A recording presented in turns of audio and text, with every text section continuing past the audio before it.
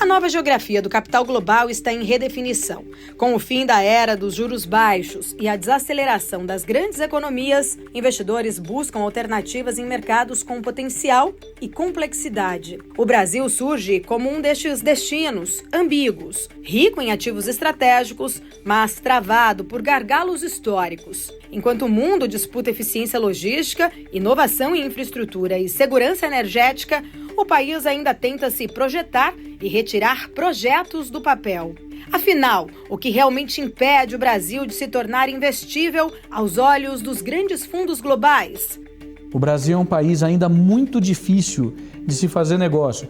Por insegurança jurídica, a gente brinca que no Brasil, do ponto de vista jurídico, até o passado é incerto.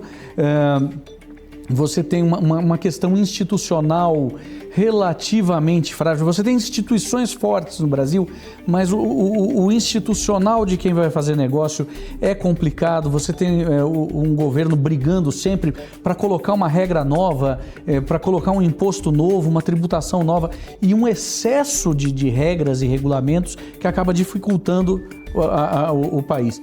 Porque seguimos reféns de uma matriz logística ineficiente, mesmo sendo uma potência agroindustrial. E mais, será que o capital estrangeiro vê nas ferrovias e nos projetos estruturantes uma oportunidade ou um risco institucional disfarçado de potência?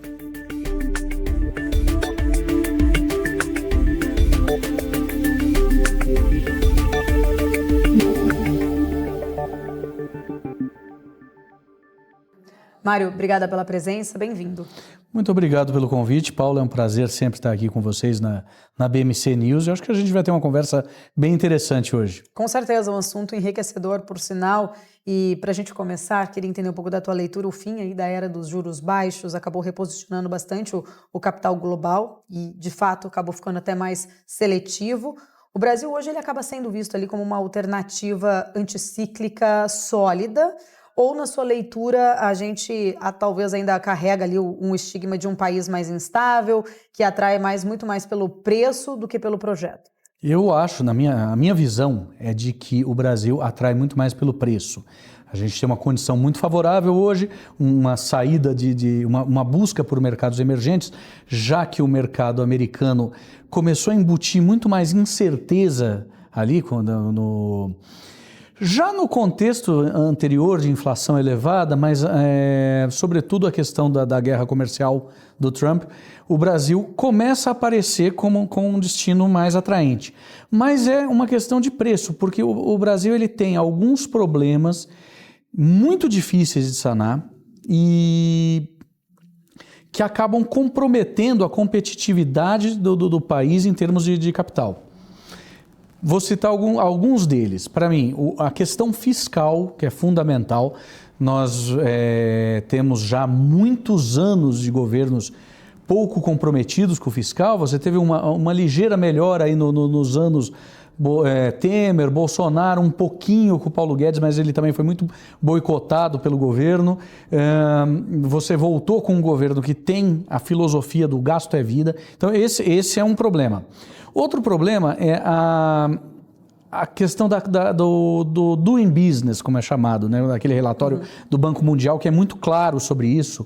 O Brasil é um país ainda muito difícil de se fazer negócio. Por insegurança jurídica, a gente brinca que no Brasil, do ponto de vista jurídico, até o passado é incerto.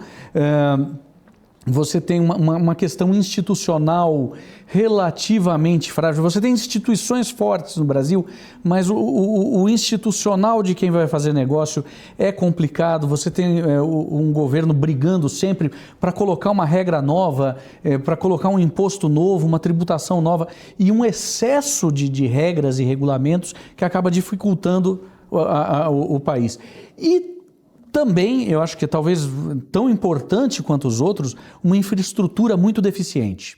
Eu quero depois até me aprofundar um pouco mais sobre em relação à questão de infraestrutura, mas você traz pontos muito importantes aqui, que seria, né, talvez ali um olhar para um dever de casa melhor para a gente conseguir atrair investimentos, principalmente internacionais. Você falou ali em relação ao fiscal, mas ainda puxando nessa questão, né, de ter aí, de repente, Brasil ser visto como essa alternativa, essa tese Brasil muitas vezes a gente vê ela suando bem nos relatórios, né? Um mercado interno robusto, ativos descontados, né? Que foi até a minha primeira questão ali do preço, um potencial logístico, mas na prática sempre tem algo ali que trava.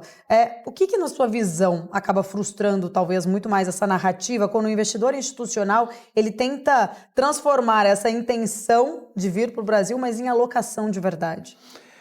Na alocação de curto prazo, o que antigamente se chamava de dinheiro de motel, que vinha para passar a noite, essa questão não é tão relevante. Você tem uma certa confiabilidade dos títulos públicos brasileiros, você não tem hoje uma perspectiva de calote, apesar do nosso problema fiscal.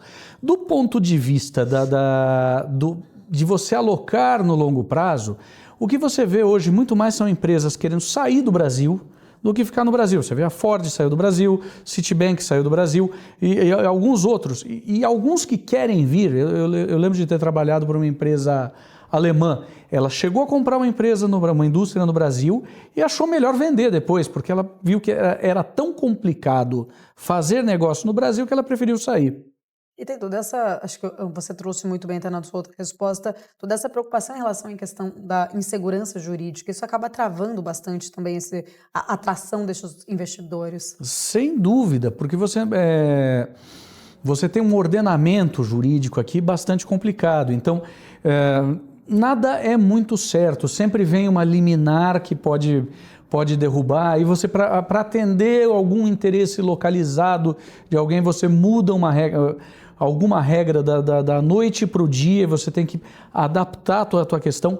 Do ponto de vista tributário, embora a reforma tributária tenha, em princípio, ela ainda vai, a gente ainda vai conhecer os efeitos dela, porque ela é de uma aplicação lenta, nada no Brasil pode ser resolvido rápido, mas o que era para ser um negócio muito simples, já veio com uma série de exceções e de letras miúdas, mas mesmo assim você tem um emaranhado tributário que é dificílimo de pilotar. Qualquer estimativa de tempo gasto para cuidar de questões tributárias no Brasil, uma empresa média leva coisa de 180 horas por ano. Isso é muito tempo, é muito desperdício de tempo para tentar se enquadrar em uma série de regulamentos.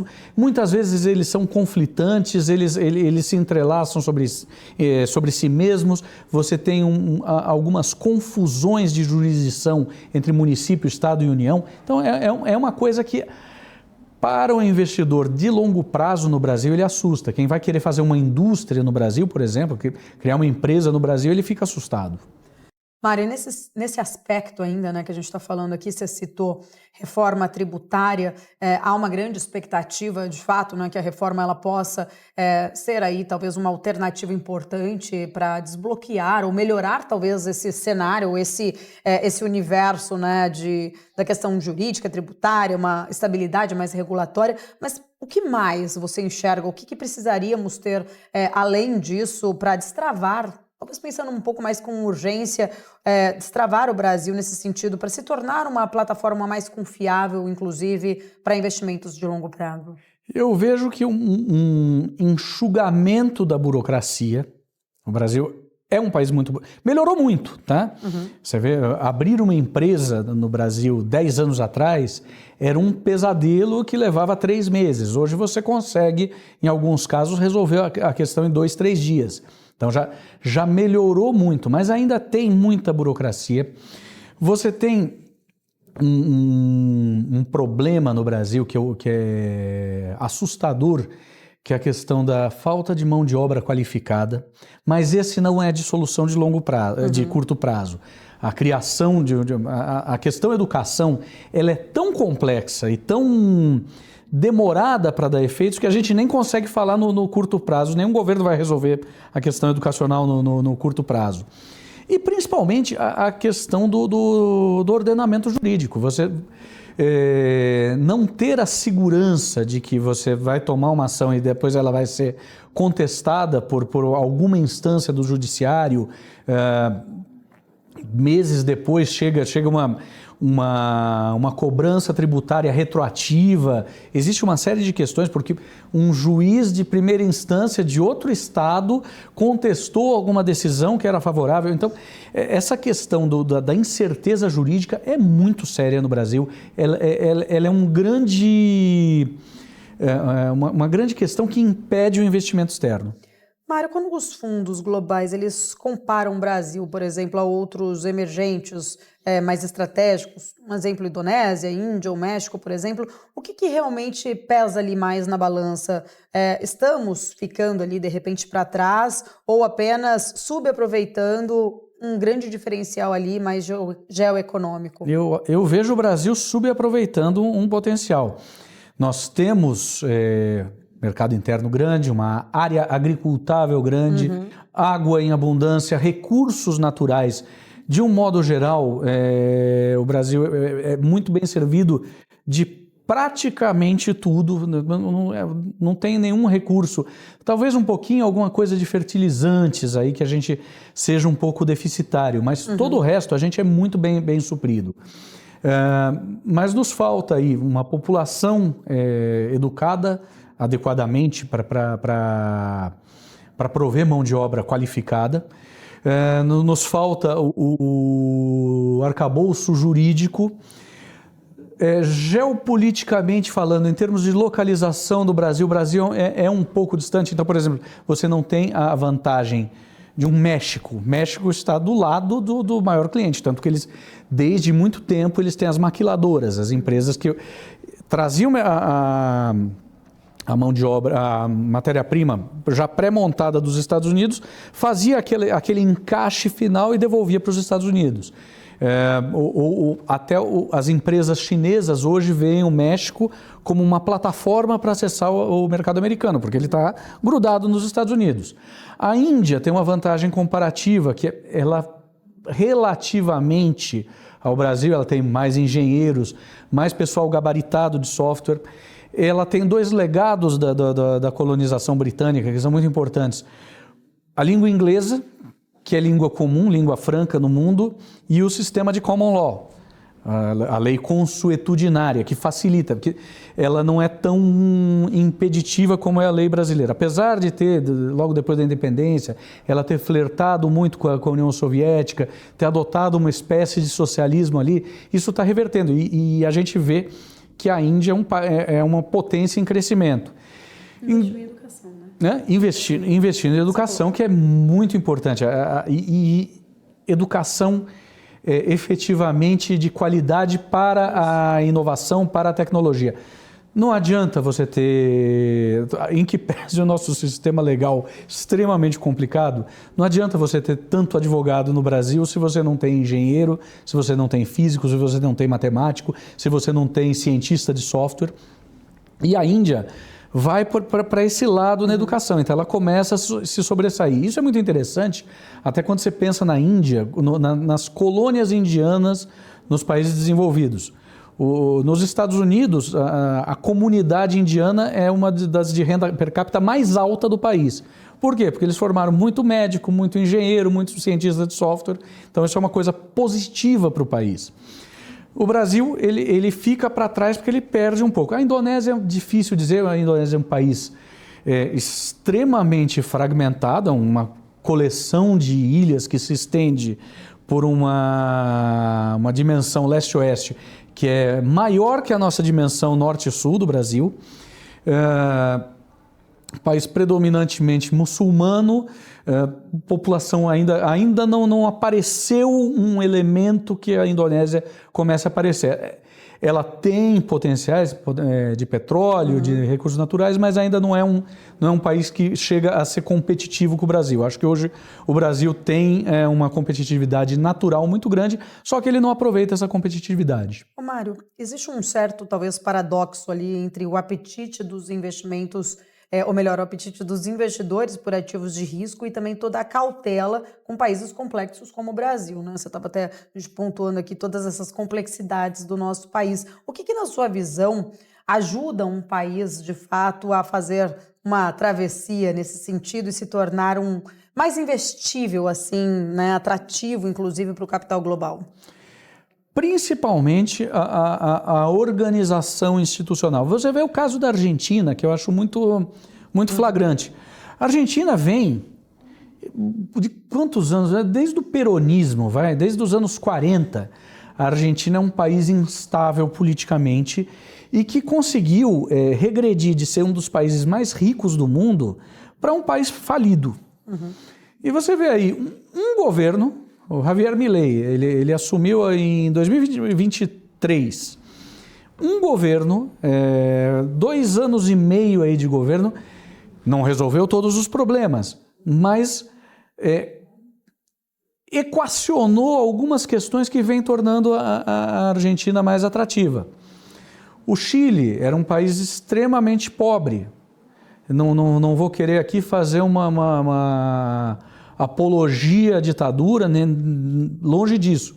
Mas o fato do governo Pinochet ter chamado os famosos Chicago Boys deu uma organizada no país, deu uma alinhada no que é preciso fazer, que eles partiu de ser um país que era praticamente uma monocultura de cobre para ser o país mais desenvolvido da América Latina.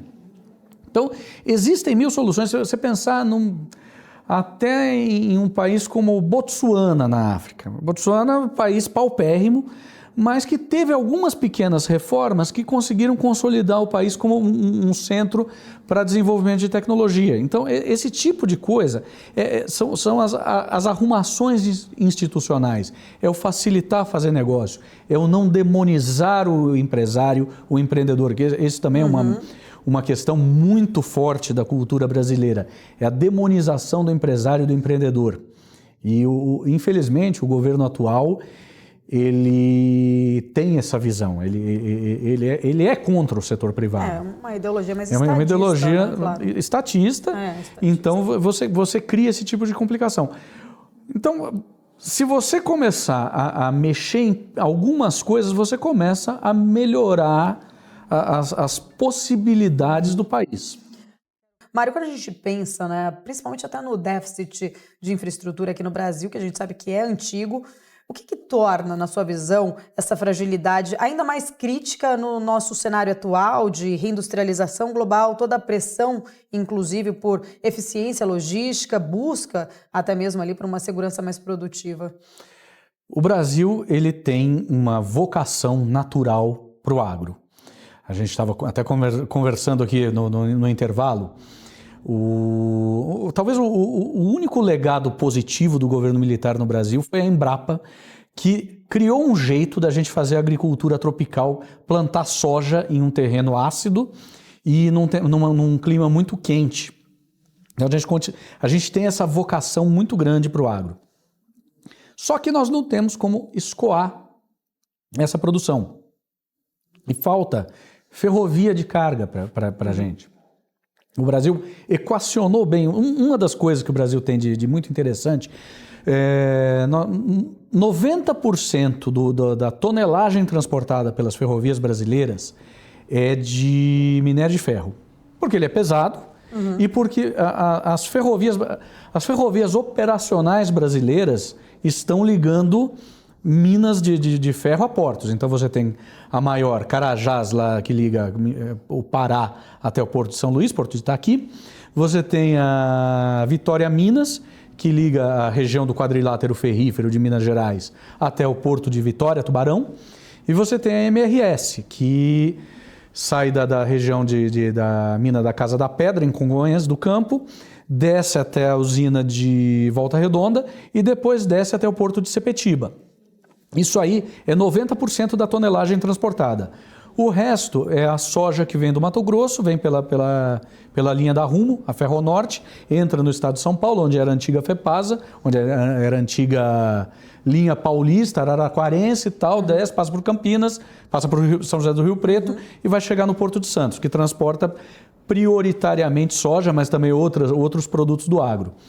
O resto das ferrovias no Brasil está completamente sucateado e subaproveitado. Você tem a Transnordestina, que tem malha no Nordeste inteiro completamente arrebentada, sem muita condição de transporte. Você tem a Malha Oeste, que é a antiga Noroeste do Brasil, que chega até a fronteira com a Bolívia, também a Rumo quer até devolver essa concessão para o governo federal. Você tem a Malha Sul, que a Rumo usa, que também está com condições muito precárias de aproveitamento. A única coisa que funciona é a ligação entre a região de soja do Paraná e o porto de Paranaguá. O resto é praticamente parado. Então, você tem um déficit muito grande. E, particularmente, a gente vê algumas iniciativas que estavam planejadas sendo postergadas, porque nossas instituições comportam alguns absurdos. Eu vou te dar um exemplo. Existe um projeto já antigo da Ferrogrão. A Ferrogrão ligaria a região de Sinop, epicentro do plantio de soja no estado do Mato Grosso, até o porto fluvial de Miritituba, na cabeceira do rio Tapajós, onde ela seria transbordada para barcaças que iriam até o porto de Santarém. Em Santarém ele carregaria navios Panamax que poderiam sair para o oceano. O rio Amazonas comporta esse calado para receber navio Panamax ali, que pode passar, como o próprio nome diz, atravessa o canal do Panamá e seria uma alternativa muito mais rápida para chegar na China. O que é feito hoje? Você tem, todo ano na época da safra, você vê a mesma reportagem, igualzinha, das filas gigantescas de caminhões na Cuiabá-Santarém, querendo desembarcar soja no Porto de Santarém, ou até em Miritituba, que tem uma estrutura já de transbordo para barcaça. Você tem esse problema todo ano. Mas aí a ferrovia não sai. Por que ela não sai? Porque você tem que fazer uma audiência pública. Aí eu fui na audiência pública, dezembro de 2017. Eu estava em Brasília, o auditório da Agência Nacional de Transportes Terrestres. Aí o que acontece? O Brasil é signatário de uma convenção chamada OIT 169, a convenção número 169 da Organização Internacional do Trabalho, que poucos países são signatários, mas o Brasil e por alguma razão ele não consegue se retirar dela, que diz que as comunidades tradicionais têm que ser ouvidas em qualquer processo. O que acontece? Os donos de postos da Cuiabá-Santarém vão lá quem é de Brasília conhece a Avenida W3, é uma avenida de Brasília, alugam alguns índios fantasiados, botam em cima do palco do auditório e impedem a realização das audiências públicas, os processos não conseguem continuar. Essa é uma ferrovia que ia ser feita majoritariamente com dinheiro privado. As 5 grandes do agronegócio, a AMAGE e a ABCD, a ADM, Archer Daniels Midland, a Bunge, a Cargill e a Louis Dreyfus, elas iriam praticamente pagar essa ferrovia, mas ela não pode ser feita porque você não conseguiu concluir as audiências públicas, então você não consegue dar sequência ao projeto. Depois disso ainda teve um embargo, o Temer mudou, ele fez uma troca de terra devoluta da União por uma faixa do Parque Nacional do Jamanchim, lá no Mato Grosso, para poder fazer a faixa de domínio da ferrovia.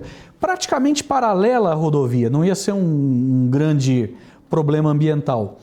Mas o PSOL ingressou com uma ação no STF que trava qualquer processo relativo à Ferrogrão. Então a ferrovia, extremamente relevante, que queria dar um ganho de competitividade na questão da soja brasileira, não pode ser feita porque nós temos uma série de coisas que impedem o Brasil de avançar.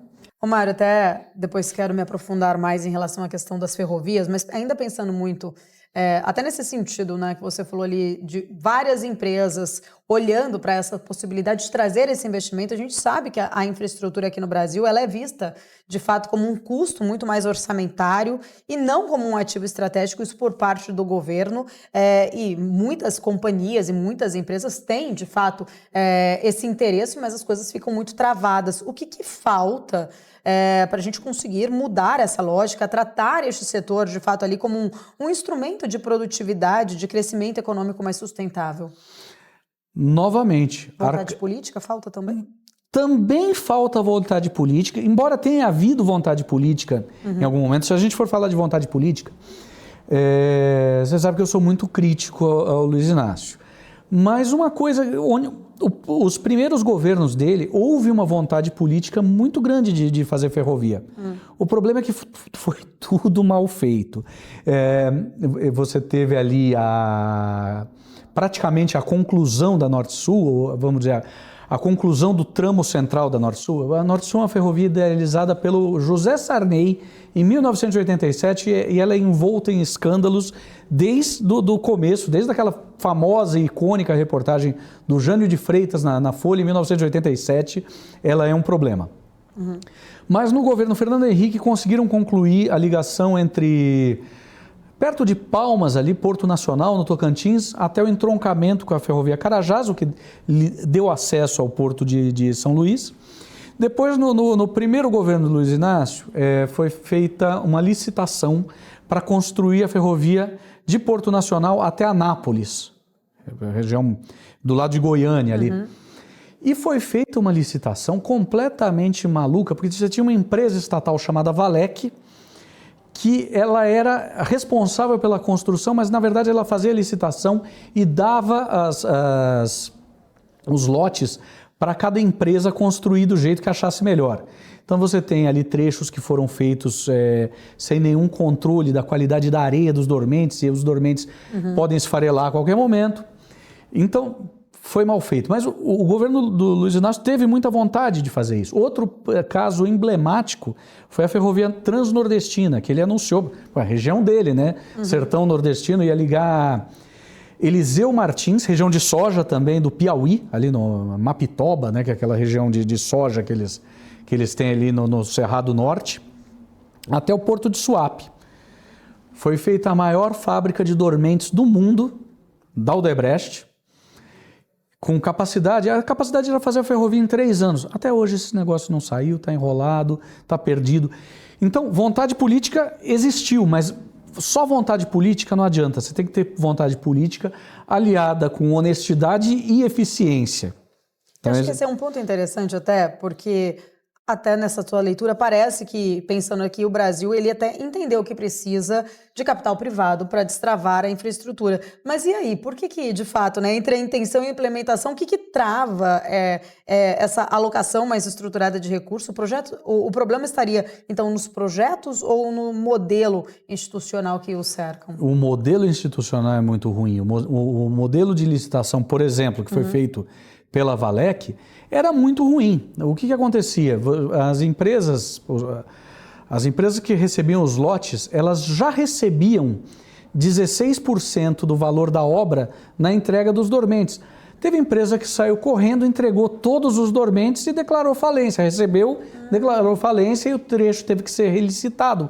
Por exemplo, tem uma série de absurdos envolvidos aí que complica muito. E aí depois descobriram, no governo da Dilma, ela foi fazer o que ela chamou de uma faxina ética no Ministério dos Transportes e descobriu o absurdo que era a Valec. O presidente da Valec foi preso, né? Chamava Dr. Juquinha, Juca das Neves. Ele acabou sendo preso. Por quê? Porque descobriram que tinha tanto absurdo ali dentro que não deu para fazer a obra. E quando a obra ficou pronta, ela acabou sendo concedida para a Rumo como contrapartida da extensão do contrato da Malha Paulista.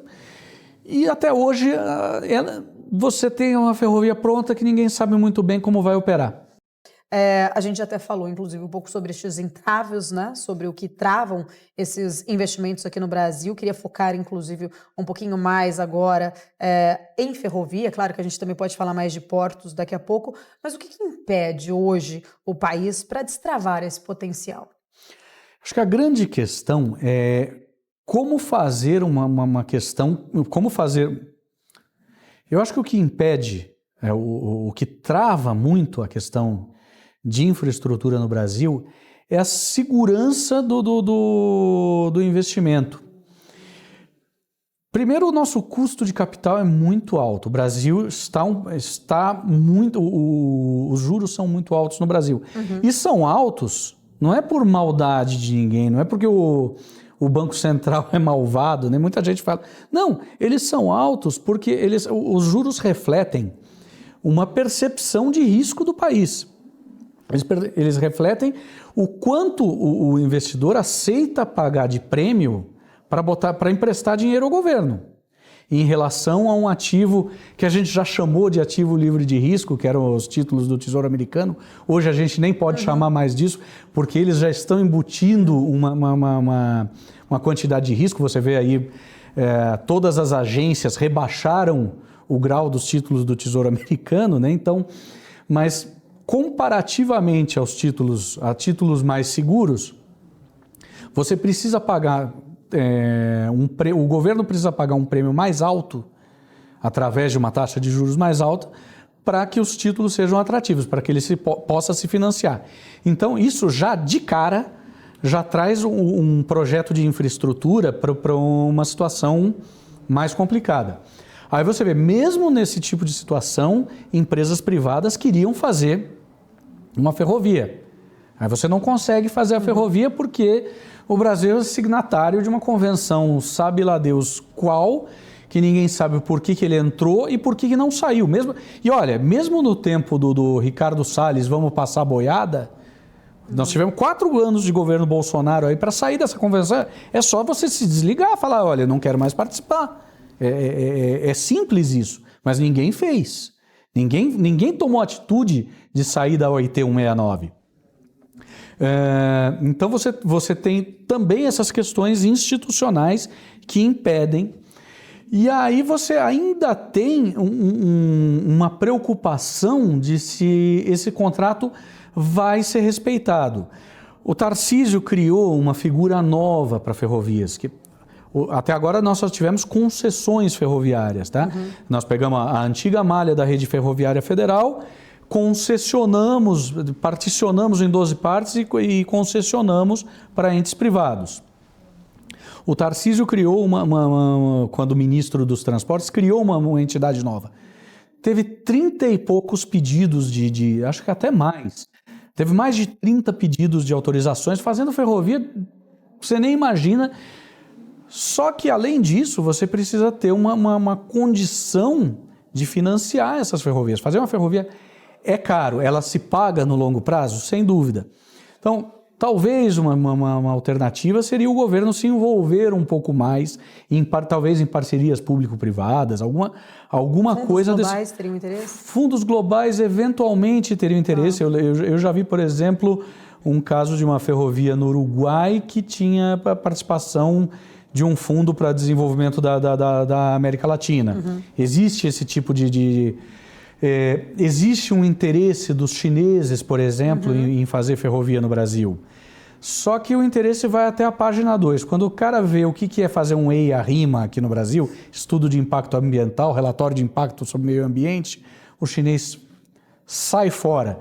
A gente ouviu muito, inclusive essa conversa foi requentada, né, de um modal bioceânico, ligando ali a região do Espírito Santo, cruzando o centro-oeste, indo ali por Rondônia, Porto Velho, Vilhena, até a fronteira com o Peru, cruzando os Andes e indo até aquele porto novo, que é Chancay, se não me engano, no Peru. Mas a hora que o cara vê o que ele tem que fazer, como é o processo, não é como na China, que a China quis fazer ferrovias, tem algum problema, está passando em cima da casa de alguém, demole a casa, não tem problema, toca adiante. Aqui você não consegue. A hora que o cara encontrar um cara de Ministério Público, ele vai chorar, porque nós temos uma série de elementos que travam obras de infraestrutura no Brasil. Nesse sentido, né, você está comentando em relação à China, você que atuou em empresas, inclusive chinesas, alemãs, bastante ali no setor de dormentes e polímeros, o quanto que o Brasil está defasado na inovação ferroviária? Olha, nós temos engenharia ferroviária, tá? E de boa qualidade. O pessoal da Vale é muito bom. Tem coisas que... Só que nós fomos eficientes e muito competentes em um tema único que se chama heavy haul, carga pesada. O nível de engenharia do pessoal da Vale para carga pesada é muito alto. O pessoal vem da Austrália, vem dos Estados Unidos para aprender coisa na Vale, para aprender coisa na MRS. Você tem caras na MRS muito bons em termos de tecnologia de ferrovia de heavy haul. O resto, infelizmente, a gente está meio defasado. A gente não sabe, a gente não faz uma ferrovia de passageiros há muito tempo. Nós vamos fazer agora, inclusive com participação dos chineses da CRRC, nós vamos fazer a primeira ferrovia de passageiros no Brasil em muito tempo, que vai ser aquela ligação entre São Paulo e Campinas. Vamos ver como é que vai ser, porque a engenharia mudou muito desde o tempo que a gente fez a última linha de passageiros no Brasil, que deve ter sido nos anos 60. Ô Mário, e nesse sentido, né, a gente queria entender um pouco na tua leitura o que o Brasil perde em termos dessa competitividade global em não conseguir ou não integrar aí ferrovias, portos, centros logísticos, por exemplo, com uma visão mais sistêmica. Perde demais, a gente perde em competitividade. Infelizmente, nós somos um exportador de commodities. Nossa pauta é soja e minério de ferro. Um pouquinho de frango, um pouquinho de carnes, tem algumas... Mas vamos pegar esses dois produtos que eu acho bastante relevantes. Quando você exporta isso, qualquer coisa que diminua o custo da tonelada é fundamental. Nós estamos exportando basicamente pedra. Então, eu acho que na questão do minério de ferro a gente já está muito bem equacionado. Eu acho que a gente devia fazer algumas outras coisas que faltam aí, que seria beneficiar esse ferro, transformar pelo menos em ferro gusa. O ideal seria já transformar em aço laminado, e eu não vejo por quê. Por exemplo, o Maranhão é um grande cultivador de eucalipto, que é a matéria-prima para aquecer um alto-forno. Você poderia ter uma usina siderúrgica no Maranhão recebendo essa quantidade de minério de ferro, e em vez de só pelotizar, partir para já fazer tem uma siderúrgica para entregar o aço laminado. O que acontece muitas vezes é um grande absurdo de você mandar a matéria-prima para a China, você traz de volta o tarugo de aço pré-processado, traz aqui para o Brasil, usina e reexporta, porque o drawback permite que você faça essa operação de forma mais barata. Mas se a gente parar para pensar, é um grande absurdo que a gente esteja exportando pedra bruta em vez de um produto mais processado. A soja, a mesma coisa. A gente poderia estar, em vez de mandando soja in natura, mandar farelo de soja, mandar já processado como óleo, alguma coisa desse tipo. Então a gente perde bastante nessa questão primeiro da tonelagem. Se você está mandando de caminhão, é muito mais caro. É muito mais ineficiente, o número de acidentes é maior, a eficiência energética, para o pessoal... Engraçado que os ambientalistas ficam bravos quando falam em fazer uma ferrovia nova, mas eles não veem que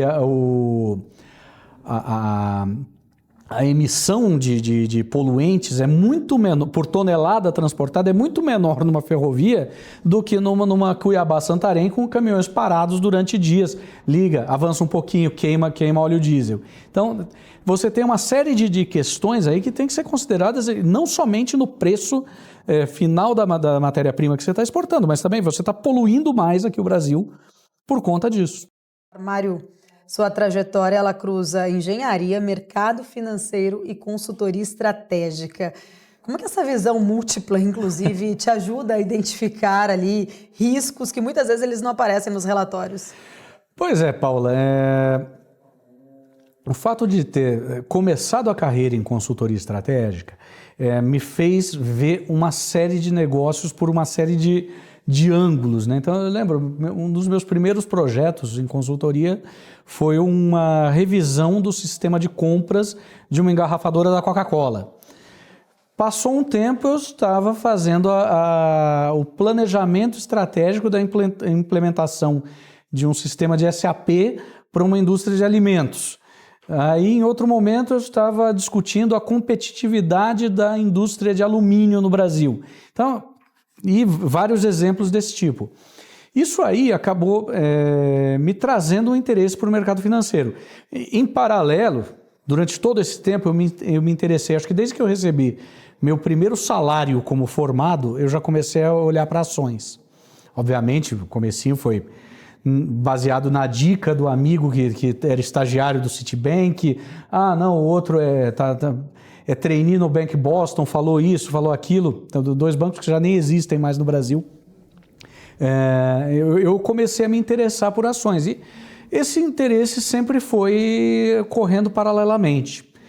E por ter trabalhado com estratégia e depois olhado para essa questão da ferrovia, olhado muito a fundo o problema brasileiro da infraestrutura, a gente começa a entender algumas coisas mais profundas sobre o país, né? Por que o país não funciona?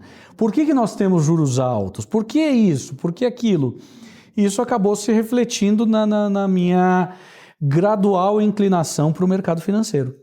E aí surgiu a ideia de participar, fundar uma gestora. Exatamente. Aí eu acabei me reunindo com alguns amigos, a gente começou a olhar primeiro, isso já tem 10 anos, a gente começou a olhar como operar opções, primeiro no Brasil, depois nos Estados Unidos.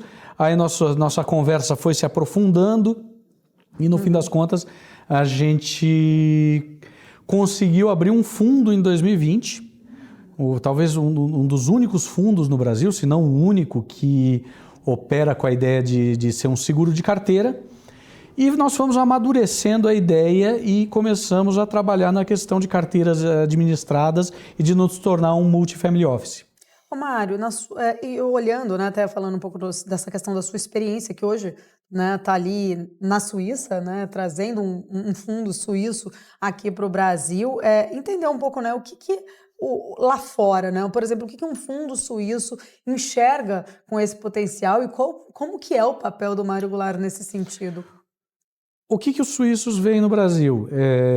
Existem high net worth, investidores de high net worth, que querem fazer uma diversificação dos seus investimentos. Até hoje, no Brasil, muita gente só diversificou para o lado dos Estados Unidos. Uhum. Mas a gente viu nessa última crise aí dos últimos 2 meses, que vem desde a implementação do programa de tarifas do Donald Trump, uma mudança de foco. Puxa, talvez não seja o caso a gente olhar somente para o Brasil, para os Estados Unidos. A gente deve olhar para outros você vê que imediatamente uma das primeiras consequências foi uma disparada do franco suíço face ao dólar. Uhum. A Suíça tem...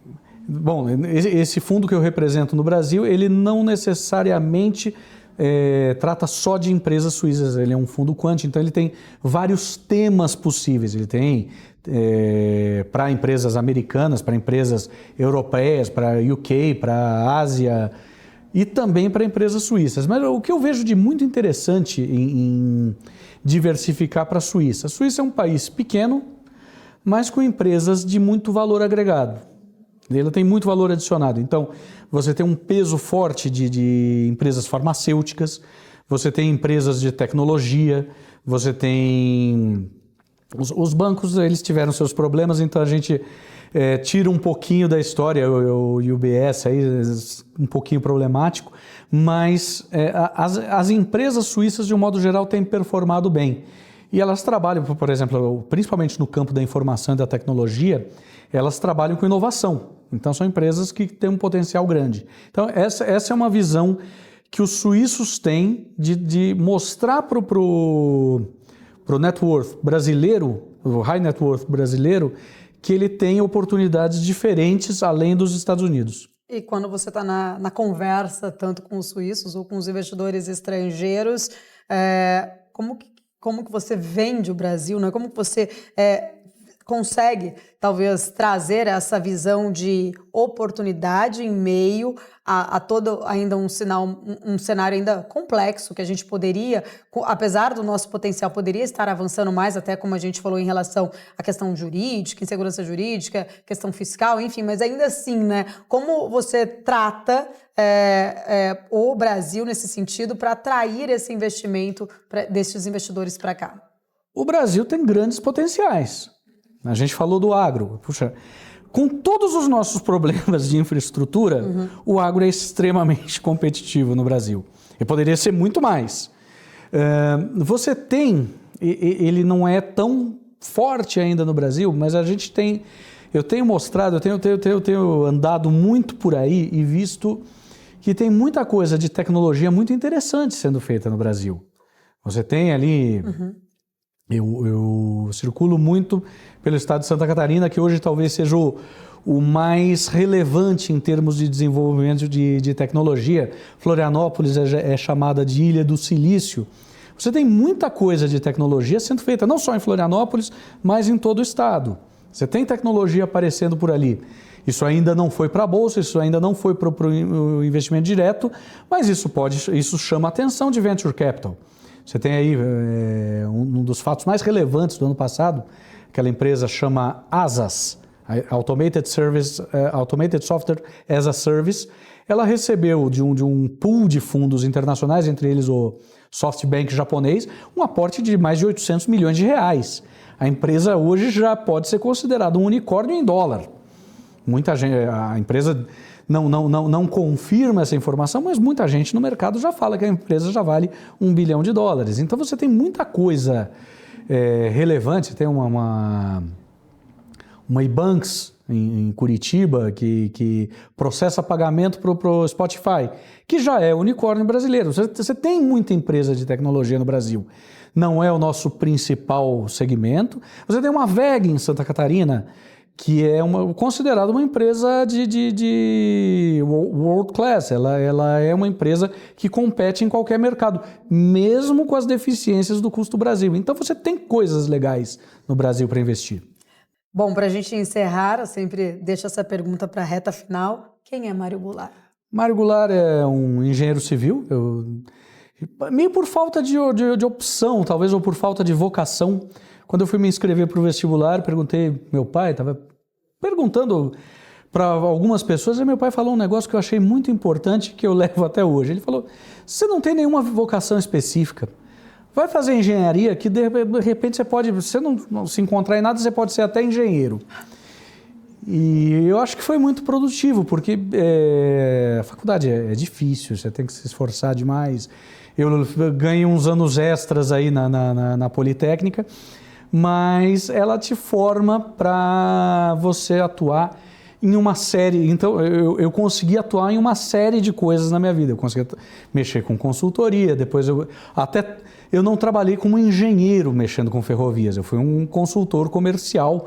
Até hoje eu faço algumas consultorias pontuais nessa área, mas eu fui um consultor comercial na área ferroviária. Depois eu consegui ir paralelamente criando uma carreira no mercado financeiro. Eu acho que por saber matemática, física e raciocínio lógico. Então essa é um aspecto importante. Então eu sou um engenheiro civil que transitou por algumas áreas, que viu muito do Brasil, não só do Brasil.